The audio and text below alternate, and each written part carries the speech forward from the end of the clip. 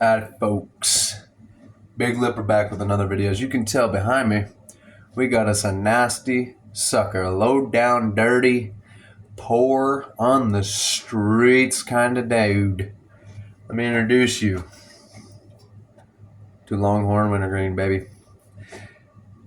Now, granted, Longhorn has come a significantly long way from what it used to be back in the day. Back in the day, it was unimaginably disgusting. Nothing really good came from Longhorn at all. I believe Pinkerton makes it or something like that, which is not really a big brand, I guess. I don't really know if all they make, so I can't really judge them. But I mean, if you had Longhorn like 12 plus years ago, man, you know what I mean when I say it was just awful. Yeah, it was cheap.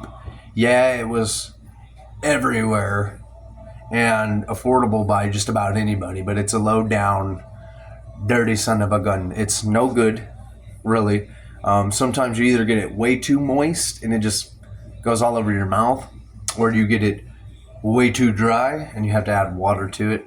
Either you get a can with half stems and big ol' honking cuts, or you get a can with like that pokey, hard, crappy tobacco, or the cans with Longhorn I've noticed a lot is you'll throw in a dip and like that ball will break loose like Grizzly. Grizzly's known for that. I absolutely can't stand that. Is when you just throw in a dip and one of the balls, I'm talking about, wads up on its own and just, you got to get rid of it because it's gross. Gets all over the place, messes everything up. That's what this is. But if you're ever in a pinch, it's probably the one that's going to be the least nasty, cheap-wise. If you're in a pinch, it's going to be better than Husky Wintergreen, and it's going to be better than Kayak Wintergreen. I would recommend it. I would not highly recommend it as a budget dip. If you could find another cheaper, like Stoker's, I would 100% pick Stoker's over Longhorn 1,000,000,000% of the time. Stoker's around here is a budget dip. So if you had to really be on a budget and you couldn't really put in the extra like $1 or $2 for Stoker's, then I would recommend this over basically anything cheaper than these kinds of dip. Now, that being said, we're going to go ahead and pack it up. Not a really good pack, but as you can see, like I said, it's pretty moist. Really moist. We're going to shove that together. I mean, look at that. It's the kind of moist you want, but I mean, how well is it going to stay in your mouth, It's like playing Russian roulette kind of deal. So, we'll see. It's got okay pinchability. I mean, shake it off a little bit, you're going to, you lose a lot of your pinch. So, kind of irritating.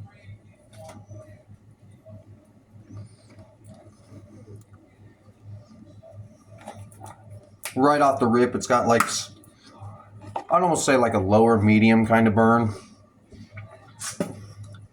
Not really like a significantly large burn. Sorry, I had to pack down in there. It's not like a really intense burn like such as like Grizzly or whatever, which anybody that dips Grizzly every day, I give you mad props, because that crap will eat my gums up unbearably.